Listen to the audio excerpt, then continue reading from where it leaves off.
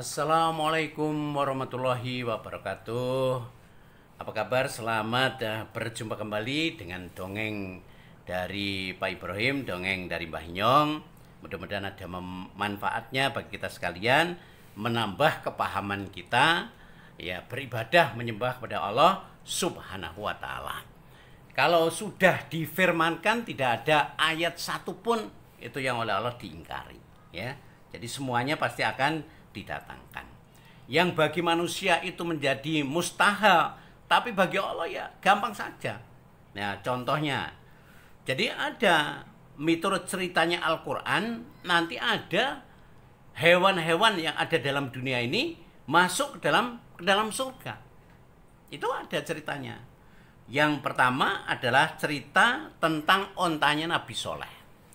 Jadi orang-orang waktu itu minta kepada Nabi Soleh, coba kalau memang Nabi Soleh seorang Nabi, mintalah mukjizat dari Allah.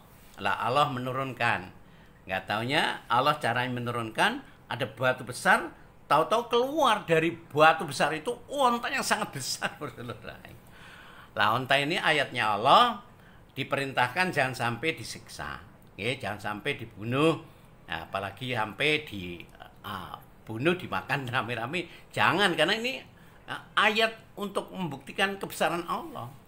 Nggak taunya karena rakyatnya marah dipimpin oleh ya siapa dipimpinnya itu oleh Hudar bin Salibi, ya. Nah, ontanya Nabi Soleh dibunuh. Gara-garanya begini, karena ontanya itu sangat besar, sumur di sana itu, ya, akhirnya kewalahan penduduknya kekurangan air. Kalau sekali minum sumurnya asat. Dibagi akhirnya oleh Nabi Soleh atas perintah dari Allah, hari ini untuk penduduk di situ, nanti hari besok untuk ontanya Nabi Soleh yang sangat besar. Ya, karena marah diabaikan seperti itu oleh Udar bin Salib tadi, kemudian dibunuh, dimakan orang banyak. Itu yang pertama. Lah nanti ceritanya ontanya Nabi Soleh ini termasuk onta yang oleh Allah dimasukkan ke dalam surga. Kemudian yang kedua adalah kambingnya Nabi Ibrahim. Jadi setelah Allah memberikan perintah kepada Nabi Ibrahim bahwa putranya namanya ya Nabi Ismail itu diperintahkan untuk dibunuh, ya akhirnya dibunuh betul-betul.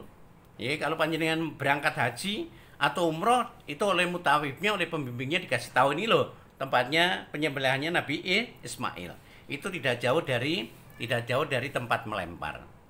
Lah setelah betul-betul mapan, Nabi Ibrahim tidak ragu, sudah bawa golok, anaknya sudah dipangku, ya, tempelkan itu pisaunya di lehernya, dibaca Bismillah Allahu Akbar, tinggal tarik. Nggak taunya Allah memerintahkan, cukup, ya, tidak usah kamu sembelih, ini saya ganti dengan domba.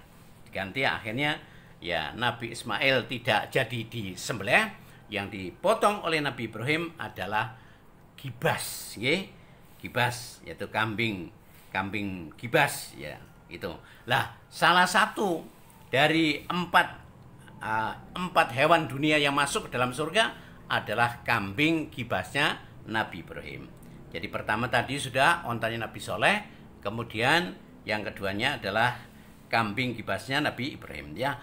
Kemudian yang ketiganya adalah ikan danun. Jadi ikan danun itu begini. Jadi suatu saat Nabi Yunus itu dikejar-kejar oleh penduduk, ya. Dikejar-kejar, Nabi Yunus ketakutan, takut kalau bunuh, akhirnya numpang dengan ada seorang bawa perahu, akhirnya numpang. Tapi karena muatannya terlalu berat, ya, sehingga akhirnya kapalnya, perahunya mau garam. Akhirnya diundi pertama, ya, kena Nabi Yunus. Ditolong lagi oleh yang punya perahu, ya, supaya tidak kena undian, ya. Diundi kedua kena lagi Nabi Yunus, diundi yang ketiga kena lagi Nabi Yunus. Akhirnya ya sudah, Nabi Yunus kodarnya begitu, nyemplunglah beliau ke laut. Pada saat nyebur ke laut, nggak taunya ada ikan besar yang disebut dengan ikan danus, dicaplok lah itu, ya, ditelan. Nah, terus akhirnya dibawa keliling-keliling dunia. Ada yang bercerita sampai 7 kali mengelilingi dunia itu Nabi Yunus itu. Nah kemudian ditolong lagi oleh Allah setelah hidup di dalam perutnya ikan danus yang sangat besar, kemudian dimuntahkan.